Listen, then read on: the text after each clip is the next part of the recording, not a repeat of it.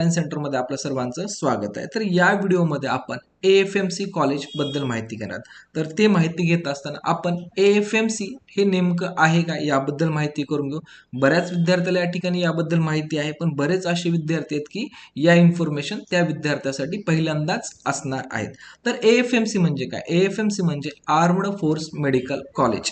हे आपलं या AFMC कॉलेजचं या ठिकाणी लॉंग फॉर्म आपल्याला समजून येईल। आता AFMC कॉलेज बद्दल माहिती घेत असताना सर्वात महत्त्वाची गोष्ट आहे, AFMC हे भारतातलं एकमेव आपलं आर्मड फोर्सचं हे कॉलेज आहे। AFMC पुणे सोडून भारतात अजून दुसरं कुठलंच या ठिकाणी आर्मड फोर्सचं या ठिकाणी कॉलेज उपलब्ध नाहीये सध्याच्या परिस्थितीला।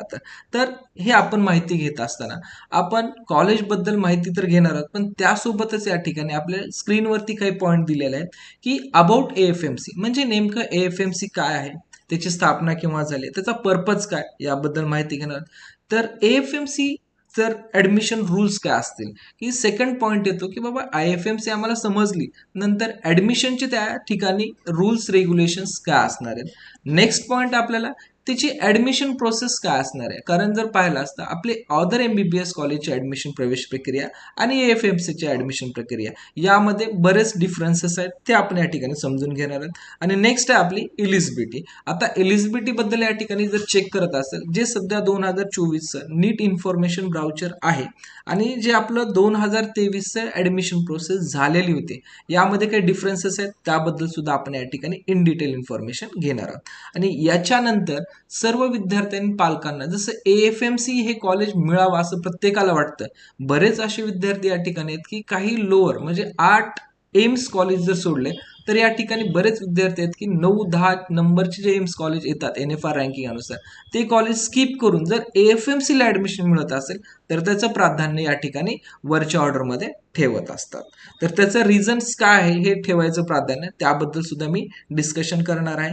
आणि दुसरी महत्त्वाची गोष्ट, AFMC एज्युकेशन झाल्यानंतर AFMC पूर्ण आपलं MBBS कोर्स संपल्यानंतर पुढे करिअर ऑपॉर्च्युनिटी काय याबद्दल सुद्धा आपण या ठिकाणी माहिती घेणार आहोत।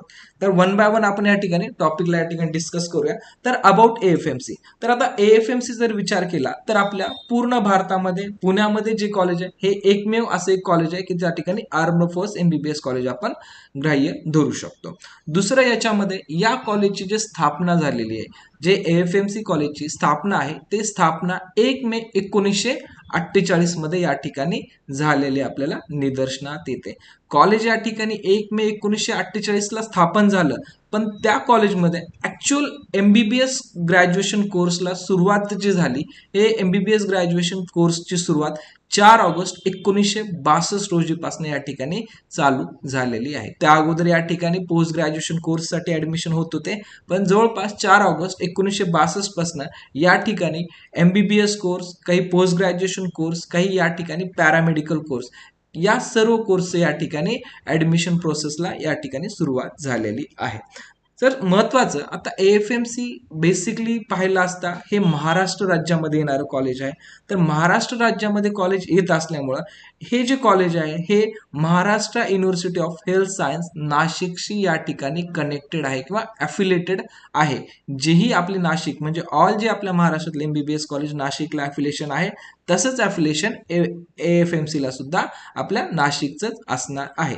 आणि रिकॉग्नाइज्ड बाय या ठिकाणी NMC यानी की नॅशनल मेडिकल कमिशन याच्याशी या ठिकाणी कनेक्टेड सुद्धा आहे।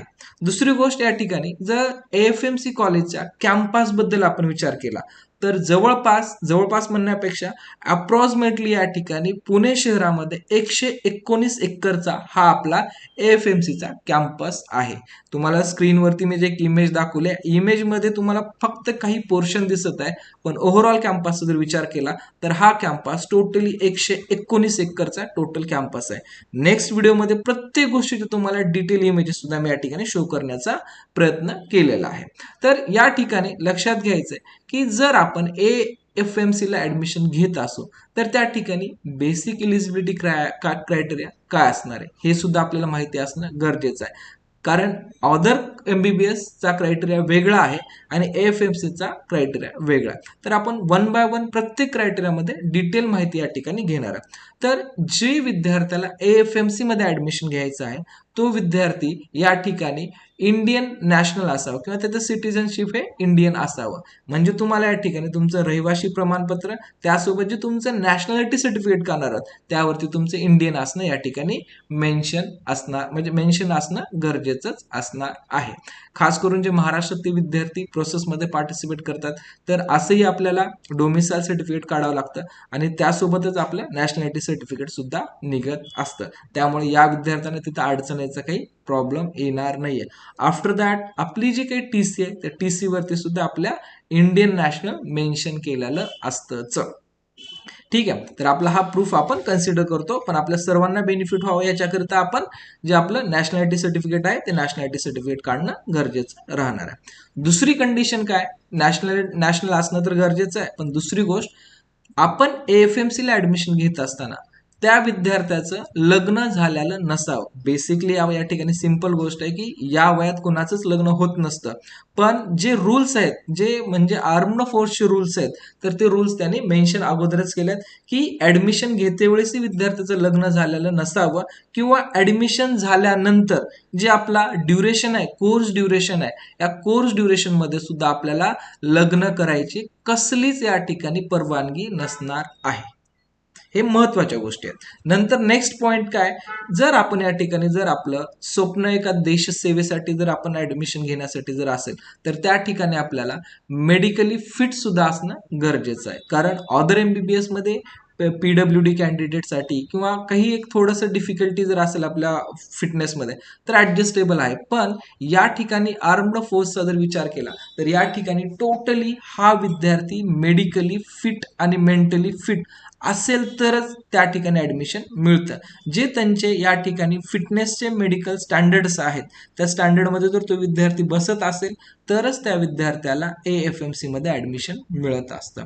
दुसरा पार्ट आहे या ठिकाणी एज क्रायटेरिया. आता एज क्रायटेरियाचा जर विचार केला तर विद्यार्थी ज्या वेळेस ऍडमिशन घेत असेल, ऍडमिशन घेत असताना विद्यार्थ्याला 17 वर्ष पूर्ण असायलाच पाहिजे तरच त्या विद्यार्थ्याला ऍडमिशन घेता येतं. 17 वर्षाच्या आत जर विद्यार्थी येत असेल तर अशा विद्यार्थ्याला ऍडमिशन घेता येत नाही. तर हे झाली मिनिमम एज लिमिट आणि अप्पर लिमिट काय असणार, या ठिकाणी 17 ते 24 वर्ष. 17 ते 24 वर्षामध्ये जोही विद्यार्थी असेल या विद्यार्थ्याला AFMC मध्ये ऍडमिशन घेता येत असतं. शेवटचा पॉईंट या ठिकाणी आपल्याला काही कामाचा नाहीये, हा पॉईंट आहे जम्मू अँड काश्मीर आणि लडाखचे जे विद्यार्थी येतात तर या सुद्धा विद्यार्थ्याला या ठिकाणी ऍडमिशन घेता येत असतं. नेक्स्ट आहे या ठिकाणी सर्वात महत्वाचा क्रायटेरिया की eligibility for qualification for admission to the MBBS course. आता या ठिकाणी क्वालिफिकेशन क्रायटेरियाचा विचार केला असता तर आपण 2022-2023 जे आपलं AFMCचं या ठिकाणी इन्फॉर्मेशन ब्राउचर आहे आणि जे 2024 नीट इन्फॉर्मेशन ब्राउचर आहे याच्यामध्ये जर पाहिलं असता थोडेसे आपल्याला डिफरन्सेस जाणून येतात. ते डिफरन्सेस मी तुम्हाला क्लिअरली स्क्रीनवरती पण दाखवणार आहे की ज्या विद्यार्थ्यांनी एम्सचा व्हिडिओ पाहिला त्या एम्स व्हिडिओमध्ये पण मी तुम्हाला हा पॉईंट नोट करून दिलेला आहे आणि या व्हिडिओमध्ये पण मी सांगेन. तर बेसिकली आपण पाहू AFMCचा बेसिक क्रायटेरिया काय आणि सध्या नीटचा क्रायटेरिया काय आहे त्याबद्दल आपण माहिती घेऊ. तर यामध्ये पाहिलं असता विद्यार्थ्याला या ठिकाणी जे कॅन्डिडेट या ठिकाणी अप्लाय करणार AFMC ला तर त्याच्या बोर्डमध्ये विद्यार्थ्याला इंग्लिश, फिजिक्स, केमिस्ट्री आणि बायोलॉजी हे सब्जेक्ट कंपल्सरी असायलाच पाहिजे. लक्षात घ्या, जे विद्यार्थी या कोर्सला अप्लाय करणार आहेत यासाठी विद्यार्थ्याला मिनिमम या ठिकाणी 60% ऍग्रिगेट असणं आवश्यकच असणार आहे. आता 60% ऍग्रिगेट म्हणजे काय, लक्षात घ्या. 60% ऍग्रिगेट काय असतं की आपलं जे काही फिजिक्स आहे, केमिस्ट्री आहे, बायोलॉजी आहे, एकंदरीत या तिन्ही सब्जेक्टचं पर्सेंटाईल किंवा ऍग्रिगेट हे आपल्याला जर 60% येत असेल तर आपण या ठिकाणी इलिजिबल असणार आहोत. मग तुमचे एखाद्या वेळेस बायोलॉजीमध्ये 80 मार्क येतं फिजिक्समध्ये 55 मार्क्स आहेत आणि केमिस्ट्रीमध्ये या ठिकाणी जवळपास तुम्हाला 75 मार्क्स आहेत. तर तुम्ही या ठिकाणी इलिजिबल राहणार का? लक्षात घ्या, तर या ठिकाणी तुम्ही इलिजिबल राहणार नाहीये. तुम्हाला ॲव्हरेज जे मार्क आहेत तर ईच सब्जेक्टमध्ये या ठिकाणी समजा फिजिक्समध्ये या ठिकाणी 56 मार्क आहेत, केमिस्ट्रीमध्ये या ठिकाणी तुम्हाला 70 मार्क आहेत आणि या ठिकाणी बायोलॉजीमध्ये सुद्धा 75. असं एकंदरीत जर तुमचे या ठिकाणी मार्क्स जर 60% ॲग्रिगेट होत असेल तरच आपण इलिजिबल राहणार आहात. इन केस याच्यामध्ये एखाद्या विद्यार्थ्याला फिजिक्स, केमिस्ट्री किंवा बायोलॉजी किंवा इंग्लिश यामध्ये जर 50 पेक्षा जर कमी मार्क्स असतील तर हा विद्यार्थी या प्रोसेससाठी इलिजिबल राहणार नाही. लक्षात घ्या, आपल्याला 60% ॲग्रिगेट पण पाहिजे आणि जे काही आपले पर्टिक्युलर सब्जेक्ट आहेत फिजिक्स, केमिस्ट्री, बायोलॉजी या प्रत्येक सब्जेक्टमध्ये 50 मार्कच्या वरतीच आपल्याला मार्क्स असायला पाहिजे. आल्सो इंग्लिशमध्ये सुद्धा आपल्याला हे सिच्युएशन आपल्याला लागू होते. त्यासोबतच आपल्याला जसे की या ठिकाणी आपल्याला 12वीच्या नंतर या ठिकाणी आपल्याला AFMC मध्ये जाता येतं, तसंच आपण काही ऍडिशनल 10+2 चे जे कोर्सेस आहेत त्यावरनं सुद्धा आपण AFMC ला ऍडमिशन घेऊ शकतो. सोबतच ज्या विद्यार्थ्याचं BSc आहे, BSc, तर असे विद्यार्थी सुद्धा या ठिकाणी ऍडमिशन घेऊ शकतात. दुसरी याच्यामध्ये कंडिशन आहे, ज्यावेळेस आपण 10th असतो 10th मध्ये आपल्याला मॅथमॅटिक्स सब्जेक्ट सुद्धा या ठिकाणी कंपल्सरी असणं गरजेचं असणार आहे. या ठिकाणी आपण AFMC ला ऍडमिशन घेतोय तर AFMC च्या जी काही गाईडलाईन्स आहेत त्यानुसारच आपल्याला फॉलो करावं लागणार आहे. तर हे जे इन्फॉर्मेशन, लेटेस्ट इन्फॉर्मेशन होती ते 2023चं जे इन्फॉर्मेशन ब्राउचर होतं त्याची इन्फॉर्मेशन होती. ज्यावेळेस 2024 इन्फॉर्मेशन ब्राउचर आहे त्यामध्ये काय अपडेटेशन होईल त्याबद्दल सुद्धा माहिती देईल. तत्पूर्वी सांगायचं झालं, जे आपल्या सध्याचं नीट इन्फॉर्मेशन ब्राउचर आहे त्यामध्ये क्लिअरली मेन्शन केलेलं आहे पेज नंबर 24 वरती की जे काही आपले एम्स इन्स्टिट्यूट आहेत किंवा जिपमर्स आहेत त्यामध्ये आणि ऑल ह्याच्यामध्ये जर विचार केला त्या ठिकाणी 40% आणि 50% हा क्रायटेरिया दिलेला आहे. पण मला असं वाटतं की AFMC मध्ये जो त्यांचा स्टँडर्ड क्रायटेरिया हा क्रायटेरिया चेंज होणं कठीण आहे. पण ज्यावेळेस आपल्याला अपडेटेड इन्फॉर्मेशन ब्राउचर इन AFMCचा त्यावेळेस मी तुम्हाला त्याबद्दल सुद्धा एक डिक्लेरेशन देईलच. ठीक आहे, पण या ठिकाणी 99% 1% चेंज होईल पण 99% हा क्रायटेरिया असाच राहील 60% मार्क्सचा आणि इच सब्जेक्ट 50 मार्क्सचा. ठीक आहे, नेक्स्ट आपण या ठिकाणी माहिती घेऊ की आता एक्झॅक्टली AFMC इन्स्टिट्यूट बद्दल आपल्याला एलिजिबिलिटी कळाली. आता एलिजिबिलिटी कळाल्यानंतर महत्वाचा पॉइंट आहे यामध्ये आपल्याला की जर आपल्याला AFMC ला ऍडमिशन घ्यायचं असेल तर AFMC मध्ये नंबर ऑफ सीट्स किती असतात हे सुद्धा आपल्याला माहिती असणं गरजेचं असणार आहे.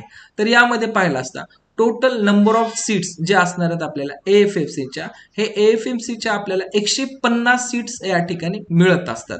पण 150 सीट आपण या ठिकाणी ग्राह्य धरणार नाहीयेत, कारण जे 5 जे जागा असतात या 5 जागा ज्या आपल्या या ठिकाणी भारत आहे, भारताच्या ज्या ठिकाणी आपल्याला जे काही फ्रेंड सर्कल मधले जे काही कंट्रीज आहेत त्या फ्रेंड्स कंट्री मधल्या 5 विद्यार्थ्याला ऍडमिशन मिळावं या अनुषंगाने 5 सीट ह्या गव्हर्नमेंटकडनं रिझर्व्ह असतात आणि त्या गव्हर्नमेंटकडनं जे आपलं होम मिनिस्ट्री आहे त्या डिफेन्स मिनिस्ट्रीकडनं ह्या सीट या 5 सीट भरल्या जात असतात.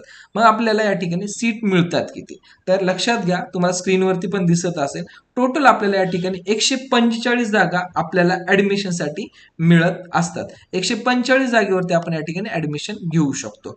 त्यामध्ये 145 जागेमध्ये 115 जागा ह्या मुलासाठी असतात आणि 30 जागा ह्या मुलीसाठी असतात. त्यामुळेच कधी कधी ज्यावेळेस आपण कट ऑफ बद्दल या ठिकाणी माहिती घेऊ त्यात तुम्हाला कट ऑफ मध्ये पण ह्यूज डिफरंट या ठिकाणी जाणवेल. 145 जागेपैकी 115 जागा या मुलांसाठी असतील आणि 30 जागा या मुलीसाठी असणार आहेत आणि बाकीचे जे रिमेनिंग 5 जागा राहतील या 5 जागा या आपल्या डिफेन्स मिनिस्ट्री अंतर्गत या ठिकाणी भरल्या जातात. आणि ते कुठल्या विद्यार्थ्यासाठी आहेत ते सुद्धा मी तुम्हाला इन डिटेल इन्फॉर्मेशन दिलेली आहे. त्यामध्ये जे काही आपल्या टोटल 145 जागा, 145 जागेमध्ये आपल्याला या ठिकाणी 10 जागा, लक्षात घ्या 10 जागा ह्या SC आणि ST या प्रवर्गासाठी रिझर्व्ह असतात. ऍडिशनली नाहीयेत, पण जे काही 145 आहेत या 145 बायफर्गेशन करून या ठिकाणी 10 जागा SC आणि ST कॅटेगरीसाठी स्पेशली आपण रिझर्व्ह म्हणजे गव्हर्नमेंटकडनं रिझर्व्ह ठेवण्यात आलेल्या आहेत. आता यामध्ये AFMC जर तुम्ही या ठिकाणी ऍडमिशन घेत असाल तर मेनली तुम्हाला नीट एक्झाम तर या ठिकाणी क्वालिफाईड करणं आवश्यकच असणार आहे. आणि दुसरी गोष्ट, या ठिकाणी ऍडमिशन घेत असताना किंवा AFMC प्रवेश प्रक्रियेत भाग घेत असताना आपल्याला बेसिकली जी आपली MCC वेबसाईट आहे, लक्षात घ्या, ज्या विद्यार्थ्याला AFMC मध्ये ऍडमिशन घ्यायचं अशा विद्यार्थ्यांना AFMC मध्ये ऍडमिशन घेत असताना पहिलं जे आपलं नीट एक्झामिनेशन देणं गरजेचं आहे. नीट एक्झामिनेशन झाल्यानंतर आपल्याला MCC अंतर्गत आपल्या या सीट भरल्या जातात.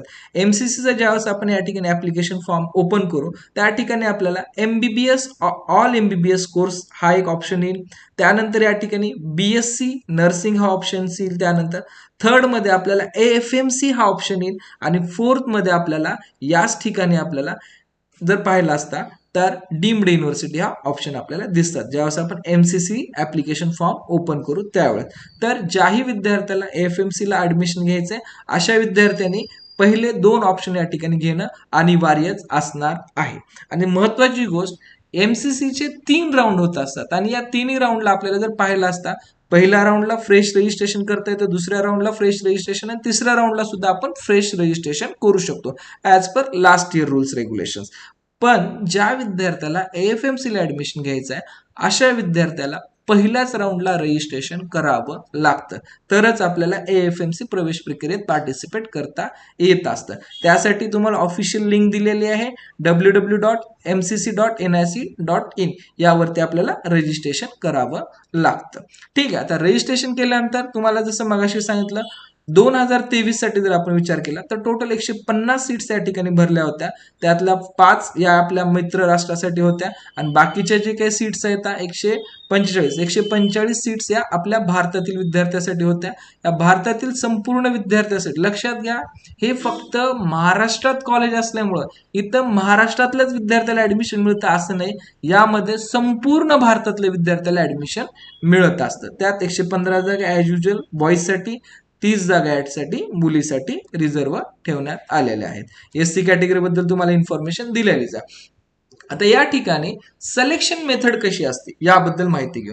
तर बेसिकली तुम्हाला मगाशी सांगितल्याप्रमाणे आपल्याला MCC वरती रजिस्ट्रेशन करावं लागेल. रजिस्ट्रेशन केल्यानंतर AFMC हा कोटा आपल्याला सिलेक्शन करावा लागेल.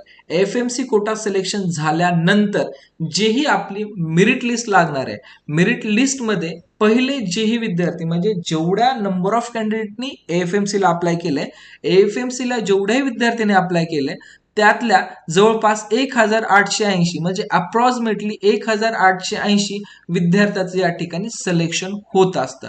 जेवढेही भारतातले विद्यार्थी अप्लाय करते AFMC मधनं त्यातले फक्त 1880 विद्यार्थी या ठिकाणी सिलेक्ट केले जातात. 1880 मध्ये रूल अनुसार 1490 हे मुलं असतात आणि 390 या मुली असतात. म्हणजे तुम्हाला जवळपास या ठिकाणी मुलाचं आणि मुलीचं कंपॅरेटिव्ह जर विचार केला तर जेवढ्या सीट मुलांचे जास्त तेवढंच या ठिकाणी मुलांना अपॉर्च्युनिटी पण जास्त आहे आणि मुलींना सुद्धा या ठिकाणी जेवढ्या सीट कमी आहेत त्याच रेशोमध्ये यांचं सिलेक्शन सुद्धा केलं जातं. त्यानंतर या विद्यार्थ्यांना पुढील प्रोसेस म्हणजे जे AFMC ची जे स्टँडर्ड प्रोसेस आहे त्यामध्ये आपल्याला स्क्रीनिंग टेस्टसाठी या ठिकाणी आपल्याला सिलेक्ट केलं जातं आणि स्क्रीनिंग टेस्टसाठी सिलेक्ट केल्यानंतर फर्दर जे इन्फॉर्मेशन आहे, जे स्क्रीनिंग टेस्ट असेल किंवा जे मेडिकल फिटनेस टेस्ट असतील किंवा जे काही सायकोलॉजिकल टेस्ट असेल, या सर्व इन्फॉर्मेशन इन डिटेल जे विद्यार्थी AFMC साठी शॉर्ट लिस्टेड आहेत या विद्यार्थ्यासाठी इन डिटेल मध्ये आपल्याला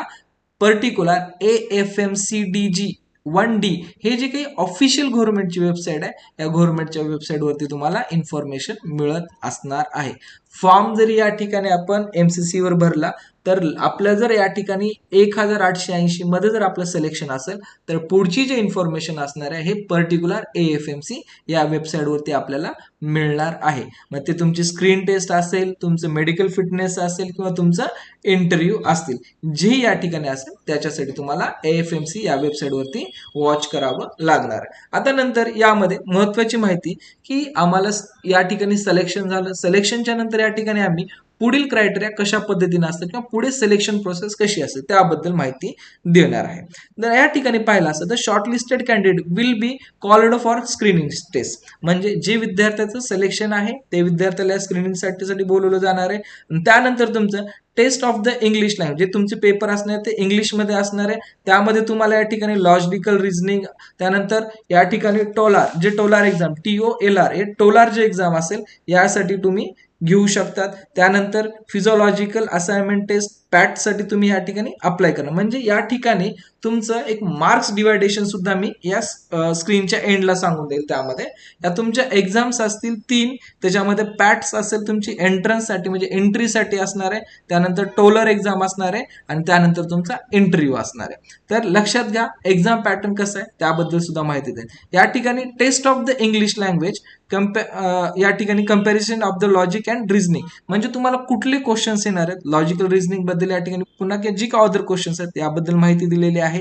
आणि त्यासोबतच या ठिकाणी हे जे एक्झाम होणार आहे, जसं आपली नीट होती पेन अँड बॉल पेपर, तर या ठिकाणी CBT या ठिकाणी एक्झाम होणार आहे. आणि एक्झामसाठी या ठिकाणी टोटल आपल्याला 40 MCQ असणार आहेत आणि 40 MCQ मध्ये प्रत्येक क्वेश्चनला या ठिकाणी 2 मार्क्स असणार आहेत. लक्षात घ्या खूप महत्वाचं आहे, या ठिकाणी जे एक्झाम होणार आहे हे एक्झामचे मार्क तुमच्या सिलेक्शन प्रोसेसमध्ये सुद्धा मदत करणार आहेत. म्हणजे तुमचे नीटचे 720 मार्क, त्यानंतर 80 मार्क या एक्झामचे आणि 40 मार्क तुमच्या इंटरव्ह्यूचे या ठिकाणी कंडक्ट केले जाणार आहेत.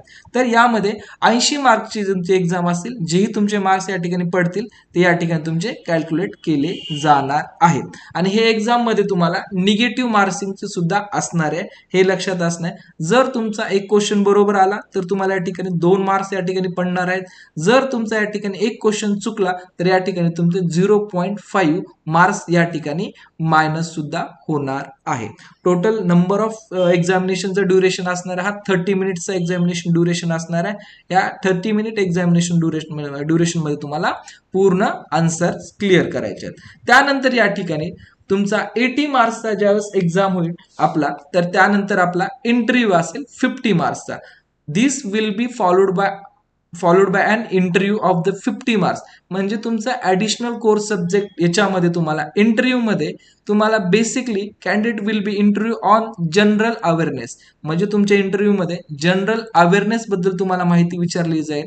अँड तुमचं जे काही इंटरेस्ट आहे, म्हणजे बेसिकली तुमचं स्वतःला काय आवड आहेत, काय निवडी आहेत, कुठल्या हॉबीज आहेत, नंतर तुमचं फ्युचर प्लॅनिंग काय, नंतर लोकांना तुम्ही कसं जजमेंट करतात, अशा मल्टिपल टाईप्सचे तुम्हाला इंटरव्ह्यू मध्ये तुमचे जे समोर 4 ते 5 ऑफिसर असतील हे तुम्हाला क्वेश्चन करतील. याच्यामध्ये तुम्हाला बेसिक दिलेलं आहे जनरल अवेअरनेस, म्हणजे सध्या करंट जगामध्ये काय चालू आहे, इन्व्हायरमेंट असेल, पॉलिटिक्स असेल किंवा आणखी क्रिकेट खेळ असतील याबद्दल तुम्हाला इन्फॉर्मेशन घेतली जाईल. त्यानंतर तुमचा इंटरेस्ट कशामध्ये याबद्दल आणि तुमच्या हॉबीज काय याबद्दल सुद्धा विचारलं जातं. दुसरी गोष्ट महत्वाची, बऱ्याच वेळेस या इन्फॉर्मेशन देत असताना लाईन बाय लाईन तुम्हाला फक्त आणि फक्त इन्फॉर्मेशन ब्राउचरवरती इन्फॉर्मेशन मिळत असतात, पण ऍडिशनली तुम्हाला या ठिकाणी मी इन्फॉर्मेशन देईल. जर आपण 1st standard to 10th standard मध्ये जर काय आपल्याकडे स्पोर्ट ऍक्टिव्हिटी या अदर करिक्युलम ऍक्टिव्हिटीचे जर सर्टिफिकेट असतील तर ते सुद्धा आपण या इंटरव्ह्यूला घेऊन जाऊ शकतो. कुणी या ठिकाणी डिस्ट्रिक्ट लेवल पर्यंत असेल, कुणी स्टेट लेवल पर्यंत, कुठलीही आपली जर करिक्युलम ऍक्टिव्हिटी जर आपल्याकडे असेल तर त्याचे आपण सर्टिफिकेट या इंटरव्ह्यूला घेऊन जाऊ शकतो. ठीक आहे, तर ह्या सर्व प्रोसेस झाल्यानंतर तुम्हाला लक्षात आलेलं असेल या ठिकाणी आपले नीटचे मार्क 720 मार्क या ठिकाणी कन्सिडर होतात. 700 म्हणजे 720 पैकी जेवढे मार्क पडले ते एवढे कन्सिडर होतात. त्यानंतर टोलार एक्झाम मध्ये आपल्याला जे काही 80 मार्क आहेत ते कन्सिडर होतात आणि त्यानंतर आपले इंटरव्ह्यूचे 50 मार्क, हे सगळ्या मार्कचे या ठिकाणी कॅल्क्युलेशन होत असतं आणि सर्व मार्कचे कॅल्क्युलेशन अनुसार आपली एक या ठिकाणी या सर्व गोष्टीचा विचार करून एक सिलेक्शन लिस्ट लावली जाते. त्यामध्ये मुलांची सेपरेट मेरिट लिस्ट असणारी आणि मुलींची या ठिकाणी सेपरेट मेरिट लिस्ट असणारी, या 2 मेरिट लिस्ट सेपरेटली असणार आणि सेपरेट मेरिट लिस्ट मध्ये जेवढेही विद्यार्थी आले आहेत या ठिकाणी जे त्यांचा 145चा क्रायटेरिया सीटचा, त्या विद्यार्थ्याला या ठिकाणी ऍडमिशन कन्फर्मेशन साठी बोलवलं जातं. ज्याही वेळेस तुम्हाला ऍडमिशन कन्फर्मेशन साठी बोलवलं जातं त्यासाठी काय प्रोसेस असते याबद्दल तुम्हाला माहिती देईलच. आणि यामध्ये तुम्हाला एक 65 लाखचा बॉन्ड दिसत आहे, या बॉन्ड बद्दल मी तुम्हाला पुढे इन्फॉर्मेशन देणार आहे. आता ज्यावेळेस आपल्याला या ठिकाणी ऍडमिशन कन्फर्मेशनसाठी बोलवलं जातं त्यावेळेस आपल्याला आपल्या नीटच्या ऍडमिट कार्ड पासनं, नीटच्या ऍप्लिकेशन फॉर्म पासनं, तो जे आपला नीटचा रिझल्ट आहे, हे संपूर्ण नीटचे ऑल डॉक्युमेंट्स, त्यानंतर आपले जे काही बेसिक डॉक्युमेंट्स आहेत, 10th 12th मार्कशीट, त्यानंतर आपले लिव्हिंग सर्टिफिकेट, नॅशनॅलिटी, जेवढेही सर्टिफिकेट आहेत, हे सर्व सर्टिफिकेट आपल्याला ओरिजिनल फॉर्मॅटमध्ये हार्ड कॉपी ॲज वेल ॲज आपल्याला त्या हार्ड कॉपीच्या कमीत कमी 10 झेरॉक्स सेट घ्यायचा आहे. आणि जेवढेही आपण डॉक्युमेंट्स घेऊन जात आहेत या प्रत्येक डॉक्युमेंट्सचे आपल्याला PDF मध्ये आपल्याकडे पेनड्राईव्ह मध्ये फाईल सुद्धा घेऊन आपल्याला रिपोर्टिंगला जायचं आहे. आता या ठिकाणी 1800 विद्यार्थ्यांची तर त्यांनी एक्झाम घेतात, सिलेक्ट 145 करतात आणि बाकीचे जे काही वेटिंग लिस्टमध्ये विद्यार्थी असतात तर या 145 विद्यार्थ्यांपैकी जर कुठल्या विद्यार्थ्याचे काही डॉक्युमेंट्स कंप्लीट नसतील किंवा याच विद्यार्थ्यांमध्ये जर पाहिला असता कुठल्या विद्यार्थ्यांनी फेक डॉक्युमेंट दिले असतील तर अशा विद्यार्थ्याचं या ठिकाणी ऍडमिशन जाग्यावर कॅन्सल केलं जात असतील किंवा एखाद्या डॉक्युमेंटची तो विद्यार्थी पूर्तता करू शकत नसेल तर या विद्यार्थ्याचं जागेवर ऍडमिशन कॅन्सल केलं जातं. आणि त्याच वेळेस जे काही वेटिंग लिस्टमध्ये कॅन्डिडेट आहेत या वेटिंग लिस्टमधल्या कॅन्डिडेटला ऍडमिशन दिलं जातं. म्हणजे या ठिकाणी तुम्हाला एक या ठिकाणी बॉईज सिलेक्शन लिस्ट, एक गर्ल सिलेक्शन लिस्ट आणि या दोन्हीच्या खाली एक वेटिंग लिस्ट येत असते. तर या वेटिंग लिस्ट अनुसार जे विद्यार्थी वेटिंग मध्ये आहेत अशा वेटिंग मध्ये असणाऱ्या विद्यार्थ्याला नंतर या ठिकाणी बोलवलं जात असतं. ठीक आहे, तर ऑल ओरिजिनल डॉक्युमेंट्स बद्दल आणि तुम्हाला पूर्ण प्रोसेस बद्दल माहिती दिली, सिलेक्शन बद्दल सुद्धा या ठिकाणी माहिती दिली. आणि जे विद्यार्थी या ठिकाणी सिलेक्टेड झालेले असतात या सिलेक्टेड विद्यार्थी आणि पालकाकडनं या ठिकाणी AFMC इन्स्टिट्यूटमध्ये 65 लाखाचा बॉन्ड या ठिकाणी साईन करून घेतला जात असतो. लक्षपूर्वक ऐका, आपण आतापर्यंत 3 लाख 10 लाख इथपर्यंत ऐकलं आहे, पण AFMC मध्ये जर आपण ऍडमिशन घेत असू तर या ठिकाणी आपल्याला 65 लाखाचा बॉन्ड द्यावा लागतं. या बॉन्डमध्ये काय असतं क्लिअरली वरती मेन्शन केलेलं असतं, जर आपल्या विद्यार्थ्यांनी फर्स्ट इयर म्हणजे कोर्स ड्युरेशन मध्ये इन बिटवीन कधी जरी आपण जर ऍडमिशन सोडायचा विचार करत असो तर आपल्याला हे 65 लाखाची पॅनल्टी पेड करूनच आपल्याला ते ऍडमिशन सोडता येणार आहे. इन केस आपल्या विद्यार्थ्यांना कॉलेजमध्ये काय मिसबिहेव केलं किंवा रॅगिंगचा काही प्रकार केला तर त्या कंडिशन मध्ये सुद्धा कॉलेज तुम्हाला कॉलेजमधून काढून टाकू शकतो. आणि काढून टाकत असताना तुम्हाला हा 65 लाखाचा जो काही पॅनल्टी बॉन्ड आहे या ठिकाणी तुम्हाला जमा करावा लागतो किंवा ते अमाऊंट तुम्हाला जमा करावी लागत असते. ठीक आहे, तर यानंतर सर्वात महत्वाचं आहे, आता AFMC ला ऍडमिशन घेता त्याच्यामध्ये काय आपल्याला ऍडव्हान्टेज पण असतील. की मेन ऍडव्हान्टेज काय की AFMC कॉलेजला आपल्याला कसल्याच प्रकारची या ठिकाणी कॉलेज फीस लागणार नाही. सर्वात महत्वाची गोष्ट आहे, कसलीच कॉलेज फीस लागणार नाही. या ठिकाणी आपल्याला जेही एज्युकेशन होणार आहे हे आपलं फ्री ऑफ कॉस्ट मध्ये एज्युकेशन होणार आहे. उलट आपल्याला गव्हर्नमेंटच काही आपल्याला अमाऊंट देणार आहे की तुम्हाला या ठिकाणी कॉलेजमध्ये शिकत आहात तर कॉलेजच्या शिकत असताना तुम्हाला गव्हर्नमेंट काही अलाउन्स या ठिकाणी देत असतं. त्याच्यामध्ये इन डिटेल मी तुम्हाला इन्फॉर्मेशन देईल त्यामध्ये. आणि पाहिलं असता ज्यावेळेस एखादा विद्यार्थी AFMC ला सिलेक्ट होतो तर त्याचा ड्रेस कोड या पद्धतीनं असतो आणि हा त्याला डेली वेअर करून कॉलेजमध्ये जावंच लागतं. आपल्यासारखं फक्त शर्ट पॅन्ट घातलं निघाला या ठिकाणी चालणार नाही. जे काही त्यांचं या ठिकाणी स्टँडर्ड आहे त्या स्टँडर्डला आपण मेंटेन करूनच राहावं लागतं. यामध्ये विद्यार्थी पालकांना कॉलेजकडनं या ठिकाणी हॉस्टेल हे टोटली फ्री मध्ये असणार आहे आणि खूप चांगल्या लेवलचं हॉस्टेल आहे हे सुद्धा लक्षात घ्या. त्यासोबतच विद्यार्थ्याला हॉस्टेल सोबतच तुम्हाला तुमची जी मेस असणार आहे हे मेस आणि त्याची फूड क्वालिटी अदर ह्यापेक्षा सुद्धा खूप चांगली असणार आहे. हॉस्टेल स्टँडर्ड सुद्धा चांगलंच असणार आहे, सोबत तुमची जी फूड क्वालिटी आणि जे मेस असणार आहे हे सुद्धा तुमची त्यातच असणार आहे आणि हे ऑल तुम्हाला या ठिकाणी फ्री असणार आहे. याच्यासाठी तुम्हाला कुठला चार्ज केला जाणार नाहीये. त्यानंतर आपल्याला ज्यावेळेस आपण आपल्या घरी जातो आणि घरून वापस येतो यासाठी आपल्याला 3 टायर आणि 2 टायर ट्रेन मध्ये सुद्धा आपल्याला एक रिझर्व्ह कोटा सुद्धा आपल्याला उपलब्ध होणार आहे. हे सुद्धा खूप महत्वाची गोष्ट आहे. आणि दुसरी गोष्ट आपल्याला जे आपण एज्युकेशन घेत आहे ते एज्युकेशन घेत असताना आपल्याला काही बुक्स लागत असतील किंवा काही इक्विपमेंट्स लागत असतील. हे बुक्स आणि इक्विपमेंट्स घेण्यासाठी सुद्धा आपल्याला या गव्हर्नमेंटकडनं आपल्याला 4,000 रुपये पर इयर या ठिकाणी मिळणार आहेत. त्यासोबत स्टेशनरी अलाउन्स आपल्याला दरवर्षी 1,120 रुपये आपल्याला या ठिकाणी मिळणार आहे. आणि त्यासोबतच आपल्याला युनिफॉर्म अलाउन्स म्हणजे जे काही आपण युनिफॉर्म घालत आहेत या दरवर्षीच्या युनिफॉर्मसाठी सुद्धा आपल्याला गव्हर्नमेंटकडनं 6,000 रुपये मिळणार आहेत. त्यासोबतच आणखी विद्यार्थ्यांना हेअर कट करण्यासाठी पर मंथ आपल्याला 140 रुपये या ठिकाणी मिळणार आहे. बाकी आपलं वॉशिंग असेल जे काय असेल याच्यासाठी मिळणार आहे. आणि दुसरी गोष्ट यामध्ये गव्हर्नमेंटकडनंच आपल्या या ठिकाणी इन्शुरन्स काढलं जाणार आहे की गव्हर्नमेंटकडनं म्हणा किंवा त्याची अमाऊंट विद्यार्थ्याकडनं घेतली जाईल 7,200 रुपये. पण त्या 7,200 मध्ये जर तुम्हाला अकॅडमिक इयरमध्ये काही इजा झाली किंवा आपण या ठिकाणी डिसेबल झालो किंवा आपली या ठिकाणी डेथ झाली तर या ठिकाणी ज्या विद्यार्थ्याची या ठिकाणी डेथ झाली अशा विद्यार्थ्याच्या पालकांना 15 लाख रुपये मिळणार आहेत. आणि ज्या विद्यार्थी डिसेबल झाला या ठिकाणी म्हणजे आफ्टर 20 म्हणजे 20% पेक्षा जास्त जर डिसेबिलिटी जर झाली असेल अकॅडमिकमध्ये तर अशा विद्यार्थ्याच्या पालकाला या ठिकाणी 7.5 लाख रुपये या ठिकाणी मिळणार आहेत. या अशा घटना कोणासोबत झाल्या नाहीत आतापर्यंत पण एक जस्ट एक गव्हर्नमेंट प्रोसेस आहे आणि आर्म फोर्सेसची या ठिकाणी इन्फॉर्मेशन आहे. त्यामुळं जेही असेल बिफोर ऍडमिशनच तुम्हाला या गोष्टी क्लिअर करून अकॅडमिक मध्ये प्रवेश दिला जात असतो.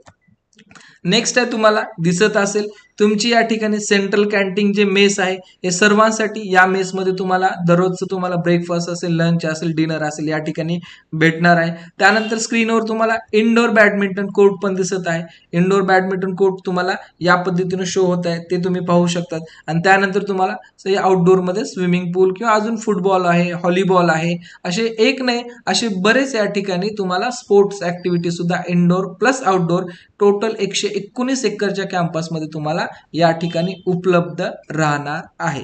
दुसरी गोष्ट या ठिकाणी तुम्ही ज्यावेळेस कॉलेज जॉईन करतात कॉलेज जॉईन केल्यानंतर तुम्हाला या ठिकाणी हॉस्टेल आणि या ठिकाणी मेस कंपल्सरी या ठिकाणची घ्यावंच लागणार आहे. तुम्ही कॉलेजमध्ये जॉईन झाल्यानंतर तुम्हाला कॉलेजच्या बाहेर कसल्याच कंडिशनमध्ये तुम्हाला जाता येणार नाही हे लक्षात घ्या. ज्यावेळेस त्यांच्या रूल्स म्हणजे जे काही त्यांचं अकॅडमिक कॅलेंडर आहे त्या अकॅडमिक कॅलेंडरच्याच तुम्हाला हॉलिडेज मिळतील. स्वतःच्या मनाने इथं हॉलिडेज घेता येत नाही. जसा या ठिकाणी सिलेक्शन प्रोसेस क्रायटेरिया टफ आहे सिलेक्शनसाठी तसंच तुम्हाला या ठिकाणी पुढील डिसिप्लिन सुद्धा टफ असणार आहे. ठीक आहे. आता एवढं सर्व आपण या ठिकाणी अभ्यास केला FMC ला आलो रूल्स रेग्युलेशन फॉलो केलो 4 वर्ष या ठिकाणी आपण आपलं जे काही आपला कोर्स ड्युरेशन आहे पूर्ण कोर्स ड्युरेशन या ठिकाणी इन्व्हेस्टमेंट केलं. मग सर्वांचं एक असतं पर्पज एवढं सर्व केल्यानंतर मला मिळणारा पगार किती या ठिकाणी मिळू शकतो किंवा मी या ठिकाणी AFMC मध्ये असल्यानंतर मला या FMC मधनं कुठं जॉब मिळू शकतं. तर लक्षात घ्या जे काही AFMC चे जॉब आहेत हे AFMC चे जॉब तुम्हाला टोटली आर्मी नेव्ही आणि एअरफोर्स या 3 ह्याच्यामध्ये तुम्हाला हे जॉब मिळत असतात. लक्षात घ्या AFMC जे कॉलेज आहे आपलं NFR रँकिंग किंवा आपल्या भारतातल्या रँकिंगमध्ये 2 नंबरला सस्टेन करणारं कॉलेज आहे. तर त्यामुळे इथून जो विद्यार्थी बाहेर पडणार आहे या विद्यार्थ्याला या ठिकाणी जर पाहिलं असता तर बेसिकली मेनली या विद्यार्थ्याला गव्हर्नमेंटमध्ये जॉब मिळत असतो आणि गव्हर्नमेंटमधूनच या विद्यार्थ्याचं म्हणजे जवळपास जे 50% विद्यार्थी असतात हे परमनंट बेसमध्ये घेतले जातात. त्यांचा जो काही रँक असेल 4 वर्षाचा जो मेंटेन केलेला रँक असेल या रँक अनुसार 50% विद्यार्थ्याला या ठिकाणी गव्हर्नमेंटमध्ये परमनंट या ह्याच्यातनंच घेतलं जात असतं.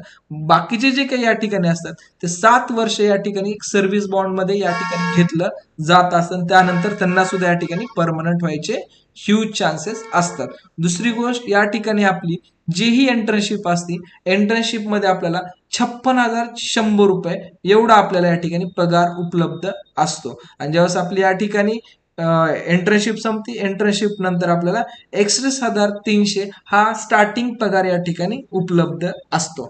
आणि यामध्ये विद्यार्थ्याला ज्यावेळेस आपलं सिलेक्शन करायची वेळ येते की आर्म फोर्सेस मध्ये सिलेक्शन करायचं असेल बऱ्याच विद्यार्थ्याला एअरफोर्स मध्ये आवड असते पण जसा आपल्या या ठिकाणी रँक असतो त्या अकॉर्डिंग आपलं सिलेक्शन सुद्धा होत असतं. एअरफोर्स नेव्ही आणि आर्मी या 3 सेक्टरमध्ये या फील्डचे सिलेक्शन केले जातात किंवा या 3 फील्डमध्ये सिलेक्शन होत असतात. तर तो तुम्हाला या ठिकाणी पूर्ण स्टेप बाय स्टेप सुद्धा इन्फॉर्मेशन दिली आहे की लास्ट पेमेंट काय जाऊ शकते काय नाही, इन डिटेल इन्फॉर्मेशन दिलेली आहे. आणि सर्वात महत्वाचं, या ठिकाणी पैसा मॅटर करत नाही, या ठिकाणी आपली देश सेवा आपण करतो हे खूप जास्त महत्वाचं या ठिकाणी आहे. तर कुठल्याही विद्यार्थ्याला किंवा असं वाटतं, माझं इंडिव्हिज्युअल मत आहे की आपल्या प्रत्येक फॅमिलीतला एक जर मेंबर या ठिकाणी आपल्या देश सेवेसाठी असेल तर त्याच्यावरून जास्त आपल्या या ठिकाणी काहीच नाही, हे मी तुम्हाला सांगू इच्छितो. आणि या इन्फॉर्मेशन मध्ये तुम्हाला काही